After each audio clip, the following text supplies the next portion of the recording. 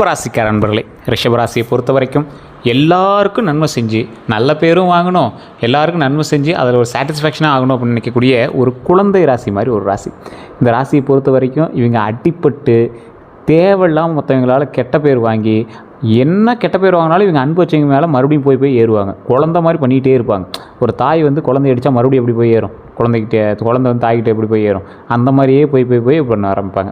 இவங்க எவ்வளோ பட்டாலும் திருந்த மாட்டாண்டா அப்படின்னு உங்களை நிறைய பேர் சொல்லியும் அன்புக்காகவும் பாசத்திற்காகவும் நீங்கள் செய்த செலவுகளும் நீங்கள் அனுபவித்த துரோகங்களும் நீங்கள் பட்ட கஷ்டங்களும் அவ்வளோ அதிகம்.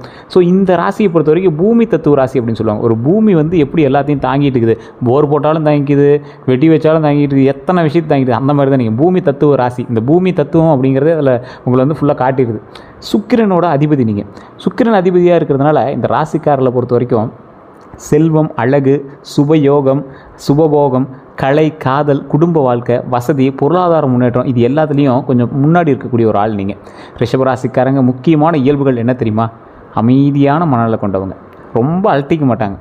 இருந்தாலும் ஒரு சில சின்ன விஷயம் தான் கூட ரொம்ப டீப்பாக மைண்டு வேலை செய்ய ஆரம்பிச்சிடும். வெளியே அழட்டிக்கிறத காட்டிக்க மாட்டாங்க. பொறுமையாக செயல்படுவாங்க. வாழ்க்கையில் நிலைத்தன்மையை விரும்புவாங்க. குடும்பம் மற்றும் உறவுகளுக்கு முக்கியத்துவம் கொடுப்பாங்க. உழைத்து சம்பாதிப்பதில் நம்பிக்கை வைப்பாங்க. யாரையும் எளிதில் நம்ப மாட்டாங்க. ஒரு முடிவை எடுத்தால் அதை மாற்ற விரும்ப மாட்டாங்க. பாதுகாப்பான வாழ்க்கையை உருவாக்க விரும்புவாங்க. பணத்தின் மதிப்பை நன்றாக அறிந்திருப்பாங்க. நம்பிக்கை வைத்தவங்களுக்காக எந்த தியாகத்தையும் செய்ய தயங்க மாட்டாங்க. சார், இது எல்லாமே எங்களோட குணாதிசயம் தான், இதெல்லாம் தெரியும். இனி என்ன நடக்கும், இது வரைக்கும் என்ன நடந்ததுங்கிறத ஃபஸ்ட்டு சொல்லிவிட்டு இனி என்ன நடக்கும்னு சொல்லுங்கள். சார், இது வரைக்கும் நடந்தது கூட எங்களுக்கு தெரியும், ஆனால் நீங்கள் சொல்கிறது உண்மையா இல்லையா நாங்கள் எப்படி கண்டுபிடிக்கிறது, தெரிஞ்சுக்கோங்க. தற்போது ரிஷபராசிக்காரங்களுக்கு மனதில் என்ன தெரியுமா தோணிகிட்ருக்கு? என் உழைப்புக்கு முழு பலன் எப்போ கிடைக்கும்? எவ்வளோ உழைக்கிறேன், கஷ்டப்படுறேன், இதே விட ரொம்ப சொகுசாகிறவனா நல்லா சம்பாதிக்கிறேன். ஏன் ராசி எப்படியா? இல்லை என்ன காரணம்? என் குடும்ப நிம்மதியாக வாழ என்ன செய்யணும் அதை சொல்லுங்கள். புதிய முதலீடு செய்வது சரியான நேரமா? இது முதலீடு பண்ணுற அளவுக்கு வருமானம் வருமா? என் வாழ்க்கை இன்னும் நிலையாக எப்போ உட்காரும் அப்படிங்கிற எண்ணம் உங்களோட மைண்டில் இருக்குது. இப்போ அதெல்லாம் கேட்கணும் அப்படின்னு தான் நீங்கள் வெயிட் பண்ணிட்டுருக்கீங்க. இது உண்மையாக இல்லையான்னு மறக்காம மெசேஜில் பதிவிடுங்க. மேலும் வருமான உயர்வு எப்போ கிடைக்கும், சொத்து சேர்க்கக்கூடிய திட்டம் என்ன பண்ணுறது, குடும்ப பொறுப்புகள்லாம் நான் எப்படி பார்க்குறது, குழந்தைகளோட எதிர்காலம் எப்படி இருக்குது, கடன் இல்லாத வாழ்க்கை எப்படி இருக்குன்னு பார்க்கணும் சார், எனக்கு ரொம்ப கஷ்டமாக இருக்குது சார் அப்படிங்கிறவங்க, தொழிலில் விரிவாக்கம் பண்ணலான்னு ஆசை இருக்குது சார், ஆனால் அதுக்கான ஸ்டெப் எடுக்கிறதுக்கு என்ன பண்ணுறதுன்னு தெரியல. இந்த மாதிரி பல சிந்தனைகளை அதிகமாக ஓட்டிகிட்டு இருக்கிற ராசி இந்த ரிஷபராசி. ரிஷபராசி சாதாரணப்பட்ட ராசி கிடையாதுங்க, மைண்ட் நல்லா தெரிஞ்சுக்கோங்க. ரிஷபராசிங்கிறது ஒரு ஆன்மீகம் சார்ந்த ஒரு உள்ளுணர்வு சார்ந்த ராசி. சுக்கிரன் அவ்வளோ சீக்கிரம் நார்மலாக இருந்துட மாட்டார். சுக்கிர திசை இருக்குது அப்படின்னா நீங்கள் பிரபலமான ஒரு ஆளாக மாறிட்டுருக்கீங்கன்னு அர்த்தம். அதே போல் சுக்கிரனே உங்களோட ராசி அதிபதியாக இருந்தால் அப்போ நீங்கள் உங்களோட வாழ்க்கையில் எதை செஞ்சாலும் பிரபலமாகிறதுக்கான வாய்ப்புகள் இருக்குது. ரிஷபராசியில் பிறந்தவங்களுடைய பிறப்பு ரகசியம் என்ன தெரியுமா? ரிஷபம் அப்படிங்கிறது நிலைத்தன்மை மற்றும் வளத்தை உருவாக்கக்கூடிய ராசி அப்படின்னு சொல்லுவாங்க. இவங்க மெதுவாக ஆனால் உறுதியாக முன்னேறக்கூடிய ஒரு நபர். வாழ்க்கையில் பல முறை கஷ்டப்பட்டாலும் வாழ்க்கையில் ஒரு முறை உயர்ந்தால் அதை எளிதில் இழக்க மாட்டாங்க. ரொம்ப கஷ்டப்பட்டுருவீங்க, ஆனால் வாழ்க்கையில் ஒரு டைம் மேலே ஏறிட்டீங்க அப்படின்னா இறங்க மாட்டீங்க, அந்த அளவுக்கு மேலே ஏறலாம். குடும்பத்திற்கு பாதுகாப்பான அடித்தளத்தை அமைக்க விரும்புவாங்க. யாரும் எங்களுக்கு டிஸ்டர்ப் பண்ணக்கூடாது, அவங்களும் ஒரு ஸ்டாண்டர்டாக நிற்கணும், ஃபேமிலி ஸ்டாண்டர்டாக நிற்கணும் அப்படின்னு ஆசைப்படுவாங்க. பொருளாதார வளர்ச்சியை முக்கிய இலக்காக கொண்டு இருப்பாங்க. ஆனால் வாழ்க்கை இவங்களுக்கு சொல்லக்கூடிய பாடம் என்ன தெரியுமா? பிடிவாதத்தை விட சில நேரங்களில் மாற்றத்தையும் ஏற்றுக்கொண்டால் வளர்ச்சி இன்னும் அதிகரிக்கும் அப்படிங்கிறத ஞாபகம் வச்சுக்கோங்க. பிடிவாதம் வேண்டாம், குறிப்பிட்ட இடத்துல பிடிவாதம் வேண்டாம், கொஞ்சம் பொறுமையாக நிதானமாக தான் போயாகணும் அப்படிங்கிற ஒரு தருணம். இந்த ரிஷபராசியில் இருக்கிறவங்களோட பலமான குணங்கள் என்ன தெரியுமா? பொறுமை. எவ்வளோ பெரிய பிரச்சனை வந்தாலும் பதற்றப்படாமல் சிந்தித்து முடிவெடுக்கக்கூடிய நபர் நீங்கள். கவலைப்படாமல் கொஞ்சம் பொறுமையாக இருங்க. நம்பிக்கைத்தன்மை, நம்பகத்தன்மை. ஒரு பொறுப்பை ஏற்றுக்கொண்டால் அதை முழுமையாக நிறைவேற்றுவாங்க. உங்கள் மேலே ஒருத்தர் நம்பிக்கை வச்சு கொடுத்தான் அப்படின்னா அந்த நம்பிக்கையை காப்பாற்றுவீங்க, அதை கரெக்டாக எடுத்து கரெக்டாக பண்ணுவீங்க. பொருளாதார சிந்தனைங்க. பணம் சம்பாதிச்சாலும் சேமிப்பதில் திறமை இருக்கும். குடும்ப பாசத்தை பொறுத்தவரை குடும்பத்தோட நலனுக்காக கடினமாக உழைப்பாங்க. விடாமுயற்சி. ஒரு இலக்கை நிர்ணயித்தால் அதை அடையிற வரைக்கும் கைவிட மாட்டாங்க. அமைதி. தேவையில்லாத சண்டைகளை தவிர்ப்பாங்க. இது ரொம்ப அமைதியான ஒரு ஆள். தேவையில்லாமல் நீ சண்டைக்கு போகவே மாட்டீங்க, ஆனால் சண்டை வந்துச்சு அப்படின்னா ரொம்ப மனசில் போட்டு அழட்டுவீங்க. அதனால் தேவையில்லாத சண்டை இருந்தாலும் நீங்கள் அந்த இடத்துக்கு போகாதீங்க. ரிஷபராசியினுடைய சவால்கள் என்ன தெரியுமா? பிடிவாதம் அதிகமாக இருக்கும். புதிய மாற்றங்களை உடனே ஏற்க தயங்கலாம். உங்களுக்கு மனசு ஏற்றுக்காது. அது ரிஷபராசிக்கே உண்டான ஒரு இது. மனதில் இருக்கக்கூடிய கவலையில் சொல்லாமல் ஏற்றுக்குவீங்க. ஒரு எக்ஸாம்பிளுக்கு உங்கள் வீட்டில் ஒரு பொருள் வச்சுருப்பீங்க, ரொம்ப நாளாக அதே இடத்துல இருக்குது, அதை மாற்றி வைக்கணும் கூட உங்களுக்கு தோணாது. அது இருக்கட்டும், அந்த இடத்துல இருந்தால் தான் எனக்கு சாட்டிஸ்ஃபையாக இருக்குது அப்படின்னு நினைப்பீங்க. மனதில் இருக்கக்கூடிய கவலையை வெளியே சொல்லாமல் வச்சுக்குவீங்க. யாருக்கிட்டையும் உங்கள் கவலையை சொல்ல மாட்டீங்க. ரொம்ப உள்ளுக்குள்ளேயே போட்டு நீங்கள் அழுத தருணங்கள் அதிகம். உங்களுடைய அழுகையை தொடைத்த தலைவாணியும் அதோட பெட்ஷீட்டும் ரொம்ப அதிகம். அதே போல் உங்களுடைய மேலே இருக்கக்கூடிய இந்த ராசியை பொறுத்த வரைக்கும் ஒரு இடத்துல நீங்கள் கஷ்டப்பட்டீங்க அப்படின்னா உங்களுடைய கண்ணீர்களை துடைப்பதற்கு மற்றவர்களை விரும்ப மாட்டீங்க. நீங்களே உங்களோட கண்ணீர் துடைச்சிக்கிங்க. உங்களோட தலைவாணிக்கும் பெட்ஷீட்டுக்கும் உங்களுடைய வீட்டு 4 சுவர்களுக்கு மட்டும் தான் தெரியும் உங்களோட கஷ்டம். அதிக பொறுப்புகளை ஏற்றுக்கொள்ளுவாங்க. சில நேரங்களில் சோம்பேறித்தனமும் வரலாம். நம்பியவர்களால் துரோகம் மனதில் ஆழமான காயத்தை ஏற்படுத்தியிருக்கும். சில நேரங்களில் நான் எல்லாருக்கும் நல்லது செய்தோம், ஏன் எனக்கு இப்போ நடக்குது அப்படிங்கிற சில கேள்விகளும் உங்களுக்குள்ளே இருக்கும். மற்றவர்கள்ட்ட எப்படி பழகுவாங்க அப்படின்னா மரியாதையாக பேசுவாங்க. மரியாதையான, அதாவது இந்த ராசிக்காரங்க ரிஷப ராசி பொறுத்த வரைக்கும் மரியாதையை பேசக்கூடிய ராசி. தேவையான அளவுக்கு மட்டுமே பழகக்கூடிய ராசி. உதவி செய்ய தயங்க மாட்டீங்க. வாக்குறுதியை காப்பாற்ற முயற்சிப்பாங்க. நெருக்கமான உறவுகளை மிகவும் மதிப்பாங்க. இந்த ராசி நெருக்கமான உறவுகளை மிகவும் மதிக்கக்கூடிய ராசி அப்படின்னு சொல்லுதுங்க. இந்த ராசியை பொறுத்த வரைக்கும் இன்னொரு ஹைலைட்டான விஷயம் என்ன தெரியுமா?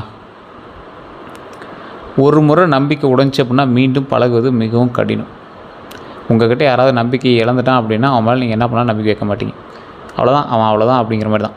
மற்றவர்கள் இவர்களை எப்படி பார்ப்பாங்க தெரியுமா? பலர் இவங்களை அமைதியானவராகவும் நம்பிக்கையானவராகவும் நம்பகமானவனாகவும் உழைப்பாளராகவும் குடும்ப பாசம் கொண்டவராகவும் பொறுப்பானவராகவும் பார்ப்பாங்க.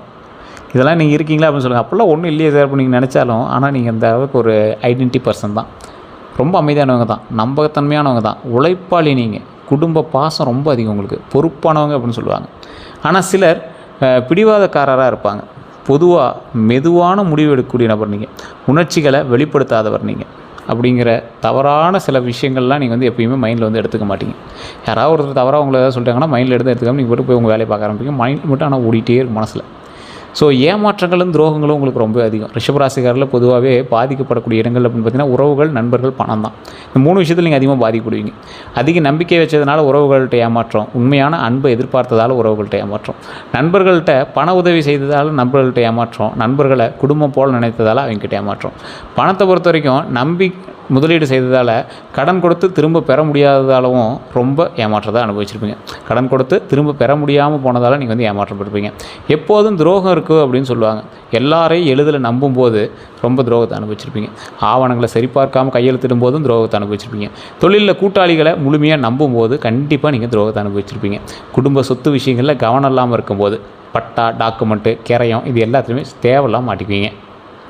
குடும்பத்தில் யார் உறுதுணை, யார் சவால் அப்படின்னு பார்த்தீங்கன்னா பொறுமையாக பேசுபவர்கள், குடும்ப ஒற்றுமையை விரும்புபவங்க, உங்கள் உழைப்பை மதிப்பவங்க. இவங்க தான் பார்த்திங்கன்னா பொறுமையாக பேசுகிறவங்களோ, குடும்ப ஒற்றுமையை விரும்புகிறவங்களோ, உங்கள் உழைப்பை மதிக்கிறவங்க தான் பார்த்திங்கன்னா உங்களுக்கு உறுதுணையாக இருப்பாங்க. சவால் அப்படின்னா பொறாமை கொண்ட உறவினர்கள், பண விஷயத்தில் சுயநலம் காட்டுபவங்க, உங்கள் வெற்றியை விரும்பாதவங்க தான் உங்களுக்கு சவாலான நபர்கள் அப்படின்னு சொல்கிறாங்க. ரிஷபராசிக்கு ஏற்ற தொழில்கள் அப்படின்னா ரியல் எஸ்டேட் பண்ணுங்கள், கரெக்டாக இருக்கும். ஒரு சிலருக்கு செட் ஆகும், ஆனால் ஜாதகம் தசாபுத்தி பார்க்கணுங்க.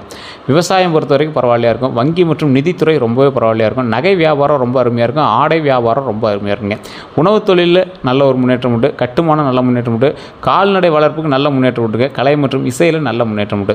அழகு மற்றும் ஃபேஷன் துறையை பொறுத்த வரைக்கும் நல்ல முன்னேற்றம் உண்டுங்க. ஹோட்டல் தொழிலில் சொத்து முதலீடு இதெல்லாம் ரொம்ப ஒரு பவராக இருக்கும். உங்களுக்கு கொஞ்சம் பொறுமையாக பார்த்து பண்ணிங்க அப்படின்னா அதுலேயுமே நல்ல முன்னேற்றம் உண்டுங்க. இந்த ராசியை பொறுத்த வரைக்கும் இனி எப்படி தொழில் செய்கிறது, இனி தொழில் எப்படி இருக்கும் அப்படின்னு கேட்டிங்கன்னா, பொதுவாக தொழிலில் மெதுவான ஆனால் உறுதியான வளர்ச்சி உங்களுக்கு உண்டு. புதிய முதலீடு வாய்ப்புகள் உண்டு. பழைய முயற்சிகளுக்கு பலன் உண்டு. பதவி உயர்வுக்கான வாய்ப்பு உண்டுங்க. வெளிநாட்டு தொடர்புகள் அதிகரிக்கக்கூடிய ஒரு காலகட்டமாக இருக்குது. செய்வன பழிக்குமா அப்படின்னு கேட்டால், கந்திஷ்டி இருக்குமா அப்படின்னு கேட்டால், பாரம்பரிய நம்பிக்கைகளின்படி உங்கள் பொருளாதார வளர்ச்சியை பார்த்து சிலர் பொறாமப்படலாம். கந்திஷ்டி குறித்து பல நம்பிக்கைகளில், பல குடும்பங்களில் நம்பிக்கைகள் இருக்குது அப்படின்னா கொஞ்சம் பார்த்து இருந்தீங்க அப்படின்னா பரவாயில்ல. உங்களுக்கு ஏதாவது படப்படப்போ இல்லை ஏதாவது ஒரு மாதிரி பண்ணுது அப்படின்னா அதை வச்சு நீங்கள் கண்டுபிடிச்சிக்கலாம். அதே போல் செய்வினை பற்றியும் பல்வேறு கருத்துக்கள் உள்ளன. இதற்கான அறிவியல் ஆதாரம் எதுவும் இல்லை. இருந்தாலும் உங்களுக்கு ஏதாவது படப்படப்பு இருக்குது, உங்களோட திடீர்னு ஏதாவது ஒரு விஷயங்கள் உங்களுக்கு ஏற்பட்டிருக்கு அப்படின்னா அதை வச்சு நீங்கள் ஜாதகத்தை வச்சு செக் பண்ணிங்க அப்படின்னா ஈஸியாக கண்டுபிடிச்சிடுவாங்க. இல்லை சார் நான் எங்கே சார் செக் பண்ணுறது அப்படின்னு கீழே ஒரு நம்பர் கொடுத்து அந்த நம்பருக்கு ஃபோன் பண்ணிங்க அப்படின்னா ஆட்டோமேட்டிக்காக உங்களுக்கு கிளியராக சொல்லிடுவாங்க. மன அமைதிக்காக இறை நம்பிக்கை ரொம்ப முக்கியங்க. நல்ல எண்ணங்கள் ரொம்ப முக்கியம். நேர்மையான வாழ்க்கை ரொம்ப முக்கியம். உதவியாக இருக்கக்கூடிய ஒரு காலகட்டம் இந்த காலகட்டம். இந்த காலத்தில் நீங்கள் எப்படி ட்ரை பண்ணுறீங்களோ அதுதான் லைஃப்பில் கொஞ்சம் மேட்சிங்காக வர ஆரம்பிக்கும். நல்ல நேரம் எப்போ ஆரம்பிக்கும் அப்படின்னா திட்டமிட்டு செயல்படும் போது நல்ல நேரம் ஆரம்பிக்குதுங்க. தேவையற்ற பயத்தை விட்டுவிடும்போது நல்ல நேரம் ஆரம்பிக்குது.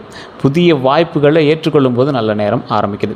சேமிப்பு மற்றும் முதலீட்டை சரியாக நிர்வகிக்கும் போது நல்ல நேரங்கள் ரொம்ப அதிர்ஷ்டமான நேரங்களே உருவாகுதுங்க. அதிர்ஷ்ட நிறங்கள் அப்படின்னு பார்த்தீங்கன்னா பாரம்பரியமாக பச்சை, வெள்ளை, இளஞ்சிவப்பு சுக்கிரனுடைய தொடர்புடைய நிறங்களாக கருதப்படுதுங்க. அதிர்ஷ்ட எண்கள் அப்படின்னா பொதுவாக 6, 2ங்க. சாதகமான நாள் அப்படின்னு பார்த்திங்கன்னா வெள்ளிக்கிழமை ரொம்ப சாதகமான நாளாக இருக்கும். திருமணம் மற்றும் குடும்ப வாழ்க்கையை பொறுத்த வரைக்கும் குடும்ப வாழ்க்கையை மிகவும் மதிக்கக்கூடிய நபர்களாக இருப்பீங்க. உறவில் நிலைத்தன்மை விரும்புபவர்களாக இருப்பீங்க. துணைக்கு பாதுகாப்பான வாழ்க்கையை வழங்க முயற்சிக்கக்கூடிய ஒரு நபராக இருப்பீங்க. பொறுமையும் புரிதலும் இருந்தால் குடும்ப வாழ்க்கை சிறப்பாக இருக்கும் அப்படிங்கிறத நல்லா தெரிஞ்சுக்கிட்டு வாழக்கூடிய ஒரு நபர் நீங்கள். இது குடும்பத்துக்கு உங்களுக்கு அற்புதமான காலகட்டம் தான்.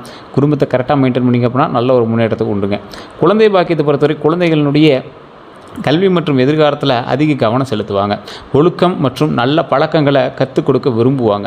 வண்டி வாகன யோகத்தை பொறுத்த வரைக்கும் வசதியான வாகனங்களை விரும்பக்கூடிய நபர் நீங்கள். குடும்ப தேவைக்காக வாகனம் வாங்கக்கூடிய வாய்ப்பு இருக்குது. பராமரிப்பின்படி கவனம் செலுத்துறது ரொம்ப நல்லது. வண்டிகளை ரொம்ப ஜாக்கிரதையாக பார்த்துக்கிறது ரொம்ப நல்லது. சொத்து யோகம் உண்டு, வீடு வாங்கக்கூடிய யோகம் உண்டு. அதில் நிலம் முதலீடு செய்யக்கூடிய வாய்ப்பு இந்த காலகட்டத்தில் இருக்குது. குடும்ப சொத்தால் நன்மை கிடைக்கக்கூடிய வாய்ப்பு இருக்குது. ஆவணங்களை முழுமையாக சரிபார்க்க வேணும் அப்படிங்கிற ஒரு விஷயத்தையும் ஞாபகம் வச்சுக்கோங்க. அடுத்த 12 நாட்களை பொறுத்த வரைக்கும் தொழிலில் புதிய பொறுப்புகள் வரலாம்.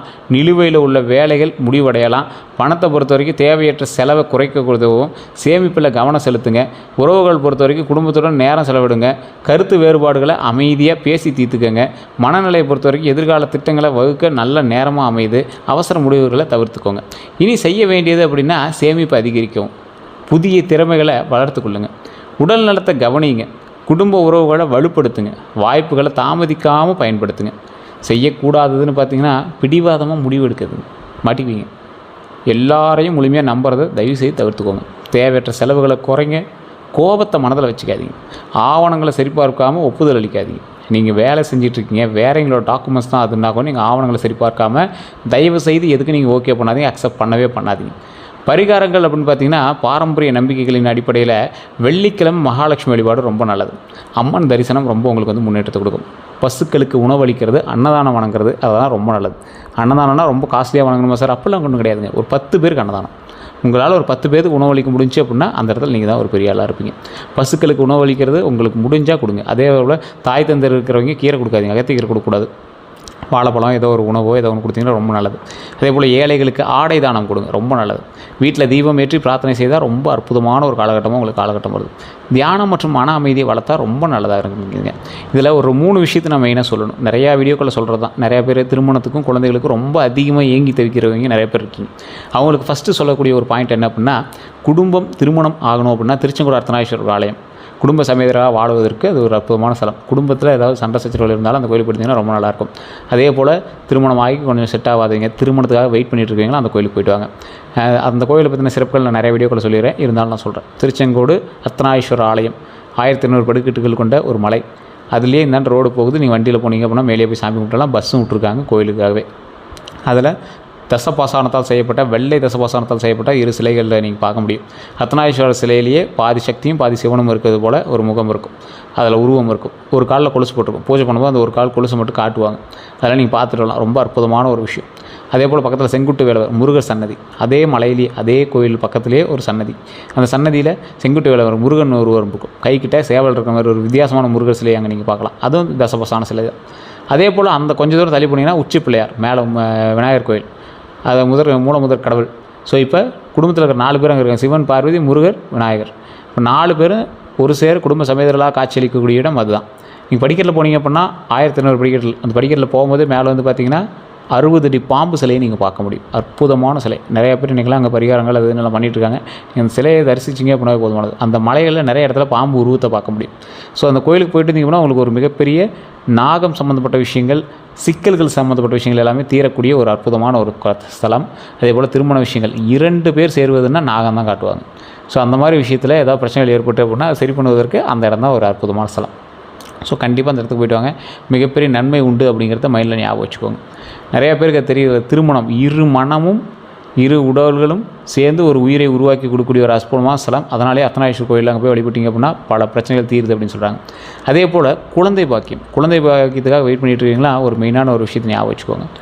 குழந்தை பாக்கியம் சம்மந்தப்பட்டு ஏதாவது ஒரு விஷயங்கள் உங்களுக்கு பிரச்சனைகளாக இருக்குது அப்படின்னா திருவண்ணாமலை போயிட்டு பக்கத்தில் அங்காள பரமேஸ்வரி அம்மன் கோயில் எங்கே மேல்மலையனூர் வழிபட்டுட்டு, முருகர் கோயில் பழனியில் கீழே திரு ஆவினங்குடி வழிபட்டுட்டு மேலே பாலதண்டாயுதபாணி சுவாமி வழிபட்டு வந்தீங்க அப்படின்னா அவ்வளோ அற்புதம். 4 கோயில் சொன்னோன்னா 3 கோயில் தான். பழனிக்கு கீழே போனீங்கன்னா மேலே அந்த சாமி கும்பிட்டலாம். இந்த 3 கோயில் போயிட்டு இருந்தீங்க அப்படின்னா அற்புதமான ஸ்தலம். குழந்தை பாக்கியம் இல்லாதவர் குழந்தை பாக்கியம் தருவதற்கு ஒரு அற்புதமான ஸ்தலம். கண்டிப்பாக மிகப்பெரிய நன்மை உண்டு. வண்டி வாகனத்தில் கொஞ்சம் பார்த்து எச்சரிக்கையாக போயிட்டு வாங்க. அது ரொம்ப நாட்களாக ரிஷப ராசிக்கு ஏற்கனவே சொன்ன ஒரு விஷயம் அப்படின்னு ஞாபகம் வச்சுக்கோங்க. அதே போல் ஆண்களாக இருந்தால் பெண்கள் விஷயத்திலும், பெண்களாக இருந்தால் ஆண்கள் விஷயத்திலும் சின்ன சின்ன சிக்கல்கள் இருக்கும் பட்சத்தில் கொஞ்சம் பார்த்து நிதானமாக நடந்துக்குவாங்க. கெட்ட பேர்களை வாங்குவதற்கான வாய்ப்புகள் அதிகம். அப்படி யாராவது இது வரைக்கும் வாங்கியிருக்கீங்களா இன்னும் மறக்காமல் சொல்லுங்கள். அந்த விஷயத்தில் கொஞ்சம் எச்சரிக்கையாகவும் இருங்க. இந்த ராசிக்கு இன்னொரு விஷயம் சொல்லணும்.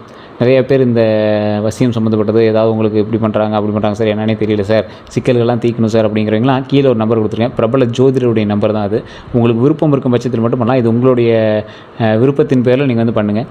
அது வந்து ஒரு பிரபல ஜோதிடர், கிட்டத்தட்ட ஒரு 200க்கும் மேற்பட்ட ஜோதிடர்களுக்கு ஆசான், குரு அவர்.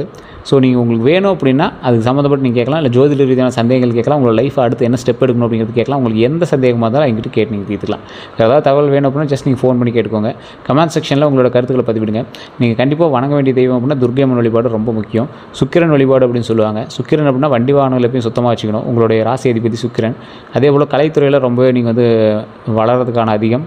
ஸோ உடம்பையும் நீங்கள் பார்க்கக்கூடிய ஒரு பார்த்தா அழகாக இருக்காண்டா அப்படிங்கிற அளவுக்கு நீங்கள் வந்து உங்களை நீங்கள் டியூன் பண்ணிட்டீங்க அப்படின்னா ஆட்டோமேட்டிக்காக உங்களுக்கான விஷயங்கள் எல்லாமே உங்களுக்கு கிடைக்க ஆரம்பிது. அதாவது சுக்கிரன் வந்து வலுபெறுது உங்கள்கிட்ட. ஸோ அந்த மாதிரி விஷயங்கள் ஏதாவது இருந்ததுன்னா அதை சரி பண்ணிங்க அப்படின்னாவே உங்களுக்கு வந்து வாய்ப்புகள் அமையும். வேறு எந்த சந்தேகம் இருந்தாலும் மறக்காம கால் பண்ணி பேசி தெரிஞ்சுக்கோங்க. எல்லோருக்கும் நன்றி நண்பர்களே. இதுவரை நம்ம சேனல் சப்ஸ்கிரைப் பண்ணாமல் இருந்தால் சப்ஸ்கிரைப் பண்ணிக்கோங்க. பதில் பெல் பண்ண மறக்காம ப்ரெஸ் பண்ணிக்கோங்க. ஆல் பண்ணி கிளிக் பண்ணிக்கோங்க. அதே போல் ஃபேஸ்புக்கில் பார்த்தீங்கன்னா ஃபாலோ பண்ணிக்கோங்க. நன்றி நண்பர்களே.